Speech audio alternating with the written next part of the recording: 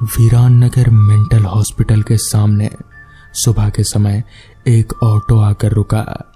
इसमें से रवि नाम का लड़का उतरा और अस्पताल के गार्ड को बुलाने लगा।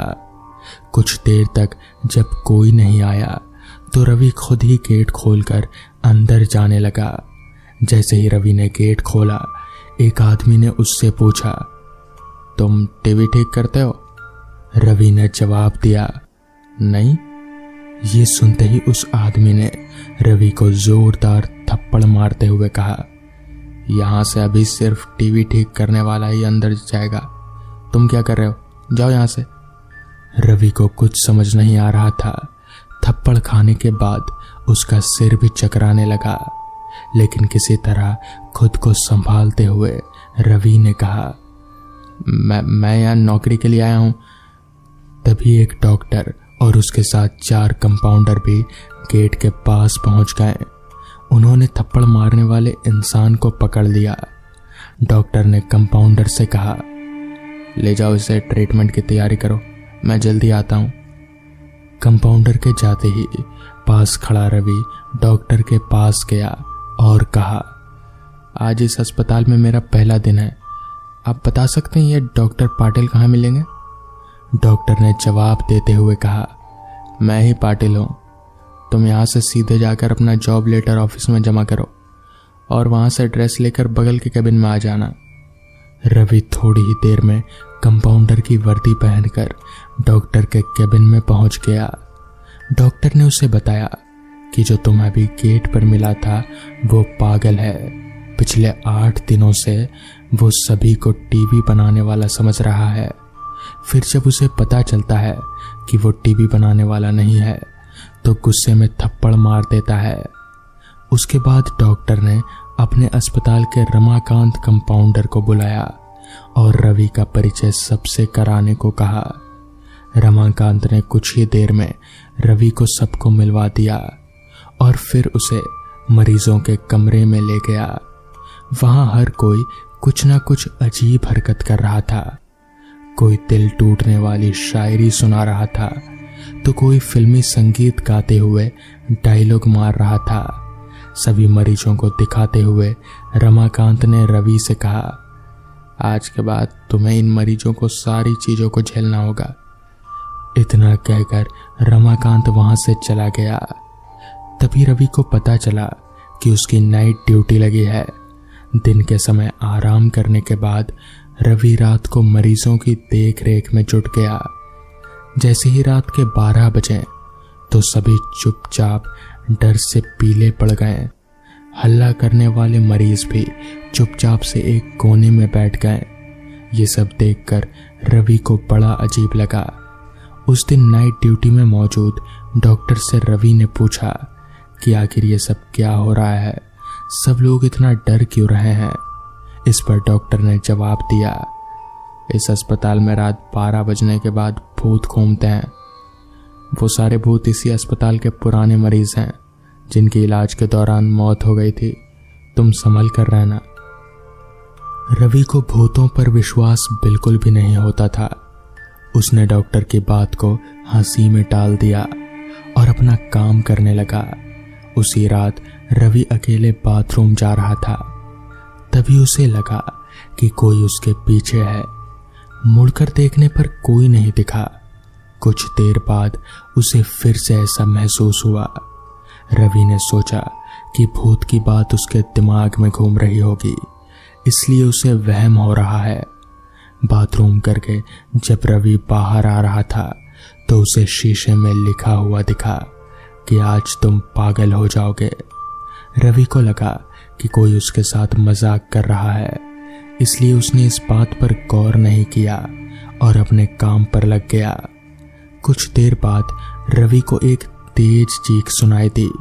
वो दौड़ते हुए पागलों की तरह उस आवाज की ओर गया।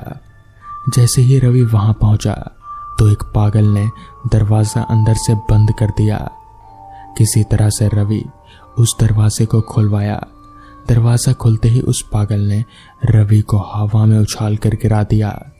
रवि इतनी जोर से गिरा कि उसकी पीठ में बहुत गहरी चोट लग गई। तभी एक जोर की हंसी रवि को सुनाई दी। वही पागल हंसते हुए बोल रहा था, मैंने कहा था ना आज तो पागल हो जाएगा। रवि ने गुस्से में झल्लाते हुए कहा, पागल आदमी, ये तूने क्या किया? रुक, अभी तुझे बिजली का झटका देता हूं। इस पर उस पागल ने जवाब दिया, अस्पताल में मिलने वाले बिजली के झटके से ही तो मेरी मौत हुई थी। अब तो क्या मुझे शौक देगा? अब मुझे इनका डर नहीं। इतना कहते ही उस पागल भूत ने रवि को एक हाथ से पकड़ा और दूसरा हाथ स्विच बोर्ड में डाल दिया। इस तरह से रवि को बिजली का इतना तेज झटका दिया कि उसकी चीखों से पूरा अस्पताल गूंज उठा। रवि की आवाज सुनकर अस्पताल में मौजूद नाइट स्टाफ दौड़ते हुए उस कमरे की तरफ आए। सबको वहां रवि बेहोशी की हालत में मिला। तुरंत रवि को मरीजों के बेड पर लेटाया गया। उस दिन से रवि की दिमागी हालत खराब है। अब रवि अपने आप को उस अस्पताल का डॉक्टर समझता है। अपनी पागल स्थिति में डॉक्टर बनने के वहम के चलते रवि ने ब्लेड से अब तक कई लोगों के पेट काट दिए हैं। हर रात उस भूतिया अस्पताल में से रवि की तरह ही चीखनों की आवाजें आती हैं और किसी न किसी को वो भूत रवि की तरह पटक देता है। ये चीखने की आवाज हमेशा उसी समय आती है जब रवि को बिजली के झटके दिए जाते हैं। तो दोस्तों, ये थी आज की पहली कहानी। तो चलिए बढ़ते हैं आज की दूसरी कहानी की ओर। बस स्टॉप पर बैठे हुए मुझे करीब 2 घंटे बीत चुके थे, मगर अभी तक शहर जाने वाली एक भी बस वहां से पार नहीं हुई थी। दरअसल मैं यहाँ किसी काम से इस गांव में आया था। हालांकि काम तो पूरा नहीं हुआ, मगर इस गांव में रुकने के लिए कोई होटल भी नहीं है, तो इसलिए मुझे शहर जाना पड़ रहा है। हालांकि कल फिर मुझे यहाँ आना ही पड़ेगा। वहां बस स्टॉप पर भी मुझे कोई आदमी नजर नहीं आ रहा था जिससे मैं बस के बारे में पूछ सकूं। समय के साथ ही साथ रात और भी ज्यादा गहरी होती जा रही थी।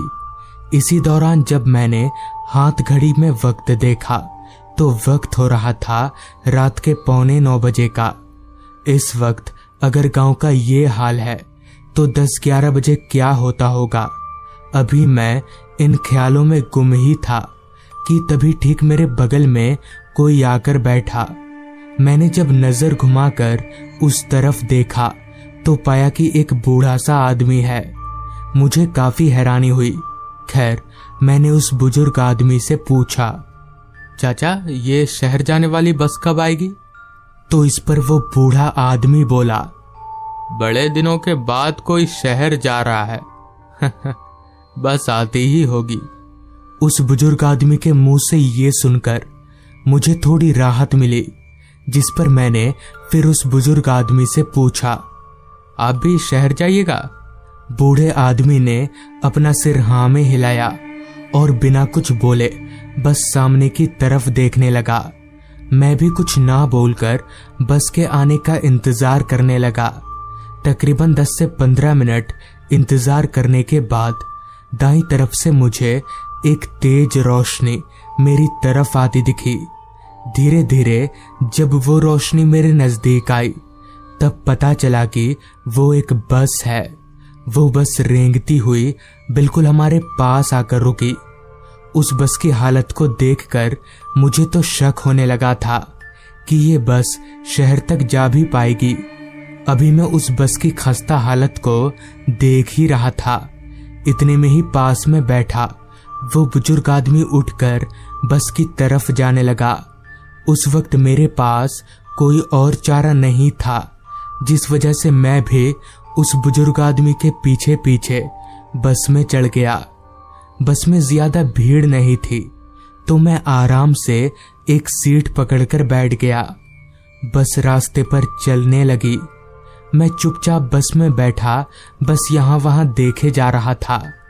अभी मैं बस की सवारियों को देख ही रहा था कि तभी मेरा ध्यान एक बात पर गया कि पूरे बस में वो बुजुर्ग चाचा कहीं पर भी नहीं है। मगर ये कैसे हो सकता है? बुजुर्ग चाचा तो मेरी आंखों के सामने बस में चढ़े थे, और तो और बस अभी कहीं रुकी भी नहीं है। मैं अपनी सीट पर से उठा और उठकर सभी सीटों पर नजर डालने लगा, तो सच में वो बुजुर्ग चाचा बस में कहीं पर भी नहीं थे। मैं कुछ भी समझ नहीं पा रहा था, लिहाजा मैं अपनी सीट के पास से चलते हुए कंडक्टर की तरफ जाने लगा। कंडक्टर के पास जाकर मैंने बोला, भाई साहब, मेरे साथ एक बुजुर्ग चाचा भी बस में चढ़े थे, वो कहाँ गए? तो इस पर कंडक्टर बोला, नहीं तो आपके साथ तो बस में कोई नहीं चढ़ा था, किसकी बात कर रहे हैं आप? उस कंडक्टर की बात सुनकर मेरा तो दिमाग ही गर्म हो गया, क्योंकि मैं और वो बूढ़ा आदमी कंडक्टर के सामने ही बस में चढ़े थे। फिर वो कंडक्टर ऐसा कैसे बोल सकता है? लेकिन फिर मैंने सोचा, बेमतलब का मैं उस बूढ़े आदमी के लिए कंडक्टर से क्यों लड़ूं? और यही सोचकर मैं वापस अपनी सीट की तरफ जाने के लिए मुड़ा ही था कि सामने का नजारा देखकर मेरे होश उड़ गए, क्योंकि अब बस में कोई मुसाफिर नहीं था। बस की सभी सीटें खाली पड़ी थी। हैरान होकर मैं वापस कंडक्टर की तरफ पलटा, तो अब कंडक्टर और ड्राइवर भी बस से गायब थे। बिना ड्राइवर के बस अपने आप ही चले जा रही थी। मेरा पूरा शरीर थर-थर कांप रहा था। मुझे कुछ सूझ नहीं रहा था कि अब क्या करना चाहिए।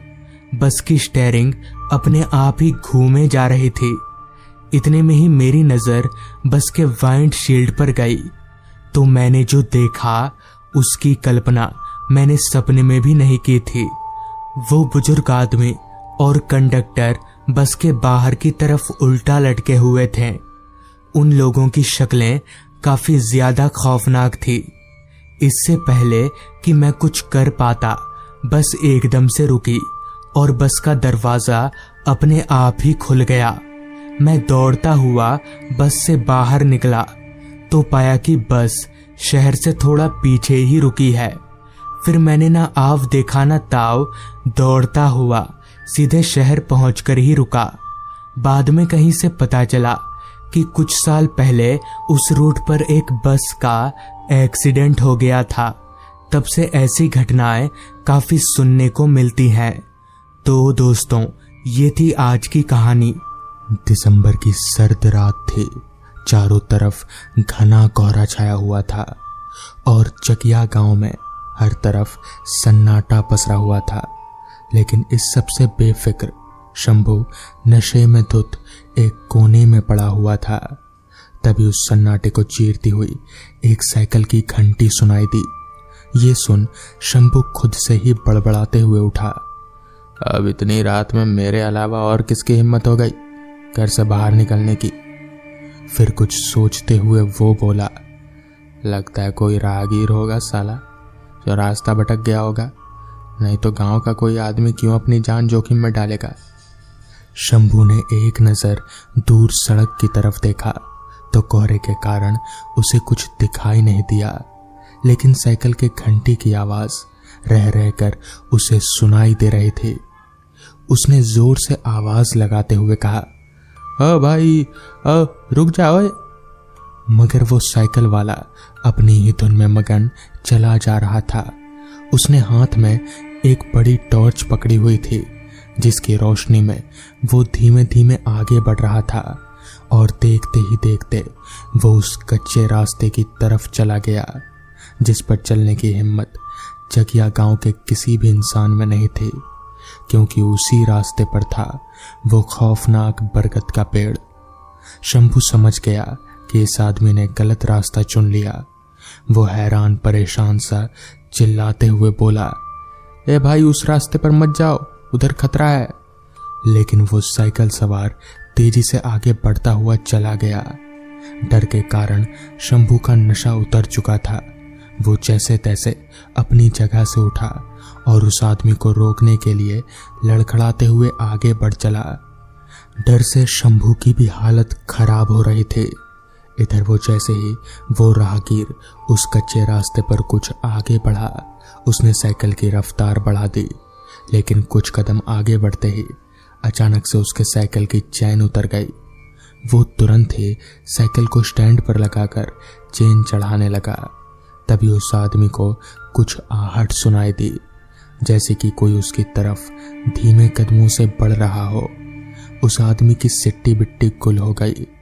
अचानक कोहरा थोड़ा थोड़ा छटने लगा और उसने खुद को उस बरगद के पेड़ के सामने पाया। इस बरगद के पेड़ के रहस्य के बारे में शायद उस आदमी को कुछ भी अंदेशा नहीं था, इसलिए उसने इस रास्ते पर किसी तरह उस आदमी ने साइकिल की चैन चढ़ाई और जैसे ही जल्दबाजी में वो थोड़ा आगे बढ़ा, तभी उसके कानों में एकदम पास से एक मीठी आवाज गूंजी, कहाँ जा रहे हो? उस आवाज को सुनकर राहगीर एकदम सा ठिठक गया और साइकिल की ब्रेक दबा दी। वहीं दूसरी तरफ शंभू गिरते पड़ते किसी तरह उस आदमी की तरफ बढ़ रहा था और मन ही मन बड़बड़ा रहा था, बस वो राहगीर उस बरगद के पेड़ के पास ना रुके और कोई आवाज आए तो पीछे ना मुड़े, वरना अनर्थ हो जाएगा। इधर राहगीर वो पीछे से आई मीठी आवाज सुन पीछे पलटा, लेकिन उसे कोई दिखाई नहीं दिया। तभी कुछ दूर पेड़ के पास से फिर वही मीठी आवाज आई, दक्ष मेरी बात तो सुनो। इस बार आवाज किसी को भी मदहोश कर देने वाली थी। अपना नाम सुन के दक्ष चौंक गया, क्योंकि उसके हिसाब से चकिया गांव में शायद ही कोई होगा जो उसको या उसके नाम को जानता था। वो उस आवाज की ओर बढ़ा, तभी एक हवा का झोंका आया और कोहरा पूरी तरह से छट गया। अपने सामने का नजारा देख उस आदमी की आंखें खुली की खुली रह गईं, मानो उसने कोई अप्सरा देख ली हो। उसके सामने एक बेहद खूबसूरत औरत खड़ी थी, जिसने एक चटक लाल रंग की साड़ी पहन रखी थी। उसके लंबे घने बाल कमर तक लहरा रहे थे। घूंघट से आधा ढका उसका चांद सा खूबसूरत चेहरा, माथे पर लाल बिंदी, काली खूबसूरत बड़ी बड़ी आंखों में गहरा काजल, उसकी सुंदरता पर चार चांद लगा रहे थे। तभी उस औरत ने बड़ी मीठी आवाज में कहा, देखो ना जाने कैसे मेरी साड़ी का हिस्सा पेड़ के धागे में फंस गया है, क्या तुम इसे निकाल दोगे? उस औरत की मदहोश कर देने वाली खूबसूरती दक्ष को बेकाबू कर रही थी। वो उस औरत के काफी करीब आ गया था और धीमे से उसकी साड़ी को उन धागों से छुड़ाने लगा। उसके इतने करीब होने के कारण दक्ष की धड़कनें तेज हो रखी थी। साड़ी छुड़ाते हुए ही उस औरत का पैर हल्का सा लड़खड़ा गया। वो औरत गिरने को हुई कि तभी दक्ष ने मौके का फायदा उठाते हुए उसे अपनी बाहों में संभाल लिया। दक्ष के हाथ उसकी कमर को स्पर्श कर रहे थे। उसकी धड़कन और तेज हो चुकी थी। तुरंत ही दक्ष ने उसकी साड़ी को धागों से आजाद कर दिया।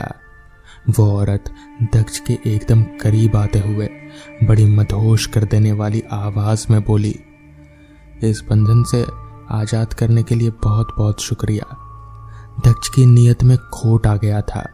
अंधेरे का फायदा उठाते हुए उसने एक झटके में उस औरत को एक बार फिर अपनी बाहों में जकड़ लिया। वो औरत हल्के से मुस्कुराते हुए दक्ष के कानों के पास बोली, बड़े शैतान हो तुम। दक्ष भी गहरी सांसें भरते हुए बोला, अपना पल्लू हटाओ, मुझे तुम्हारे इस चांद जैसे चेहरे को देखना है। वो औरत बड़ी लुभावनी आवाज में बोली, मेरी साड़ी तो तुमने पेड़ से आजाद करा ही दी, अब खुद ही मेरा पल्लू हटाकर मेरे चेहरे को भी आजाद कर दो। वो पल्लू हटाने के लिए उस औरत के करीब बढ़ा, लेकिन जैसे ही उसने पल्लू हटाया उस औरत का चेहरा देख दक्ष के होश उड़ गए। उस औरत का चेहरा आधा जला हुआ था, जो बहुत ही खौफनाक लग रहा था। दक्ष का पूरा शरीर थर थर कांपने लगा। वो एकदम से उस औरत के मोहपाश से बाहर आ गया, लेकिन अब बहुत देर हो चुकी थी। उस औरत ने रहस्यमयी नजरों से दक्ष की तरफ देखा, फिर वो जोर से हंसने लगी। इधर शंभू, जो दक्ष को सतर्क करने के लिए उसकी तरफ बढ़ रहा था, एक दिल दहला देने वाली हंसी सुन के वो अपनी जगह पर ही रुक गया। उसकी नजर पहले दूर खड़े दक्ष पे गई और फिर लाल साड़ी वाली औरत पर, जिसे देख शंभू की कांपती हुई जुबान में से बस एक ही बात निकली, डायन आजाद हो गई। अगली सुबह गांव वालों को शंभू और दक्ष की लाश के टुकड़ों में बिखरी हुई मिली। पूरा गांव खौफ में आ गया और वो डायन वापस से आजाद हो गई, जो न जाने कितने सालों से उस बरगद के पेड़ में कैद थी। तो दोस्तों, ये थी आज की पहली कहानी। तो चलिए बढ़ते हैं आज की दूसरी कहानी की ओर। बिहार ही नहीं, आज के समय में पूरे भारत में शिक्षा का मतलब होता है प्राइवेट स्कूल। प्राइवेट स्कूल की संख्या इतनी हो गई है कि हर गली मोहल्ले में कई स्कूल मिल जाते हैं। अब तो गांव में भी जगह जगह प्राइवेट स्कूल बन रहा था। गांव के लोग शहर के किसी भी प्राइवेट स्कूल में अपने बच्चे को पढ़ाना गर्व की बात समझते थे। छपरा के एक सुदूर गांव में मेरा घर था। मेरे बाबूजी चाहते थे कि मैं भी गांव के दूसरे लड़कों की तरह शहर के किसी अच्छे हॉस्टल में रहकर पढ़ाई करूं। इसलिए मेरी पढ़ाई छपरा के एक प्राइवेट स्कूल के हॉस्टल में रहकर हुई थी। ये बात है उस समय की, जब मैं 11वीं में था। हम लोगों के हॉस्टल में क्लास वाइज ही रूम अलॉट किए गए थे। वैसे मैं शुरू से ही हॉस्टल में रहा था और अभी तक कई हॉस्टल बदल चुका था, इसलिए मुझे यहाँ कुछ अजीब सा अनुभव नहीं हो रहा था। ऐसा लगता था जैसे यहाँ कुछ तो गलत है। शुरू से ही मुझे एक चीज खटक रही थी कि हॉस्टल में 10 कमरे खुले हुए थे, लेकिन 11वां कमरा हमेशा बंद क्यों रहता है। उस कमरे का रहस्य शुरू में तो मुझे पता चल नहीं पाया, लेकिन मैंने ये देखा कि 1 साल के बाद एक बार उसका मकान मालिक आया और उस बंद कमरे के दरवाजे को खोलकर, जिस पर बहुत बड़ा ताला लगा हुआ था और उस ताले पर धागा लपेटा हुआ था, ऐसा मालूम होता था जैसे उस ताले को पूजा गया हो और पूजकर उस धागे को लपेट दिया गया हो। मैंने झांक कर देखा, मकान मालिक उस कमरे में पूजा पाठ कर रहा था और वहां 3 फोटो लगे हुए थे जिस पर वो हार बदल रहा था। मैंने सोचा कि आखिर ये तीनों तस्वीरें हैं किसकी। वो पूजा करके बाहर जाने लगा, तब मैंने देखा कि ताले तो वापस उसने वैसे ही लगा दिए और उस पर लाल धागा लपेटकर कुछ मंत्र पढ़कर वहां से निकल गया। हॉस्टल के बाकी सभी लड़के भी ये सब देख रहे थे और मेरे मन में जो सवाल था वही शायद सबके मन में था। उसके जाने के बाद मैंने लोगों को उसी ताले और धागे के बारे में बातें करते सुना और बातों ही बातों में किसी ने कह दिया कि अगर हिम्मत है तो वह ताला खोल कर दिखा दो। फिर क्या, मैंने आप देखा ना ताव और उस ताले पर लपेटे हुए धागे को खोल दिया। ताला खोलने के बाद क्या क्या हो सकता है, इन सब बातों पर दिमाग घूमने लगा। फिर धीरे धीरे नींद आ गई। रात में नींद खुली, घड़ी में देखा तो 1:30 बज रहे थे। सोने की बहुत कोशिश की, लेकिन अब नींद न जाने कहाँ गायब थी। अजीब अजीब डरावनी ख्याल आने लगे। आज तक जितनी भूत की कहानियां सुनी थी वो सब एक हॉरर फिल्म की तरह आंखों के सामने चलने लगी। उठकर बोतल में से पानी पिया और फिर सोने की कोशिश करने लगा। तब मुझे लगा कि कुछ अजीब आवाज आ रही है। बहुत ध्यान देने पर लगा कि किसी का सोते हुए में नाक बज रहा है। रूम में उजाला करने के लिए मैंने जैसे ही लाइट के बटन पर हाथ लगाया, बिजली गायब हो गई थी। मैंने सोचा अजीब मामला है, इस टाइम बिजली भी चली गई। शायद मैंने अपने तकिए के नीचे से टॉर्च निकाला। टॉर्च जलाकर मैंने कई बार देखा तो सब बड़े आराम से सो रहे थे। कोई भी मेरे आसपास ऐसा नहीं था जिसका नाक बज रहा हो। मैंने सोचा कि जरूर किसी दोस्त की शैतानी होगी, वो मुझे डराने के लिए शायद ऐसा कुछ कर रहा होगा। उसके बाद मैं सो गया। अचानक उसी समय मेरी नींद खुल गई और मैंने देखा तो दीवार पर सफेद रंग के ताजमहल की तस्वीर दिख रही थी, जबकि मेरे कमरे में ऐसी कोई तस्वीर ही नहीं थी। ये सिलसिला कई रात तक ऐसे ही चलता रहा। रोज लगभग 1 से 3 बजे के बीच में नींद खुल जाया करती और दीवार पर वही ताजमहल दिखाई देता। मैं बहुत डर गया था कि आखिर ये चीज है क्या और इसी वक्त मेरी नींद क्यों खुलती है। मेरे सपने से ताजमहल का क्या वास्ता है। एक दिन मैंने निश्चय किया कि आज देखते हैं क्या होता है। फिर अचानक उसी वक्त मेरी नींद खुल गई। 1 से 3 बजे के बीच में मैं धीरे धीरे दीवार की तरफ गया जहां मुझे ताजमहल दिखाई दे रही थी। हिम्मत करके मैंने उस ताजमहल को पकड़ने की कोशिश की और जैसे ही मैंने वहां हाथ रखा, ये क्या, ताजमहल तो गायब था। मैं बहुत डर गया। अगले दिन मैंने पूरा वाकया अपने दोस्त को बताया। उसने भी कहा, वैसे ही तू कोई सपना देख रहा होगा, कोई बात नहीं, ये सब चीजें होती रहती हैं। लेकिन मेरे अंदर क्या चल रहा था ये मैं किसी को समझा नहीं पा रहा था और ना ही कोई समझ पा रहा था। मैं सोचने लगा, ये जो मेरे साथ हो रहा है कहीं उस ताले को छूने की वजह से तो नहीं हो रहा। आखिर उस ताले का रहस्य क्या था? उस पर जो धागा लपेटा हुआ था उसका रहस्य क्या था? क्या मैंने बातों ही बातों में अपने लिए कोई मुसीबत मोल ले ली? मैं यही सब सोचता रहता था और कई दिनों तक मुझे अजीब अजीब सपने आते रहे और तो और मुझे बहुत ही डरावनी डरावनी आवाजें भी सुनाई देने लगी थी। मगर धीरे धीरे करके ये सिलसिला कम हो गया और फिर खत्म हो गया। उस दिन के बाद से मैंने पापा को बोलकर वो हॉस्टल ही बदलवा लिया। तो दोस्तों, ये थी आज की कहानियाँ। अगर आपको ये कहानियाँ पसंद आई हो तो वीडियो को लाइक और चैनल को सब्सक्राइब करना ना भूलें। तो मैं आपका दोस्त आर्यन जल्द ही मिलूंगा आपसे ऐसी ही नई कहानियों के साथ। तब तक के लिए अपना ख्याल रखें।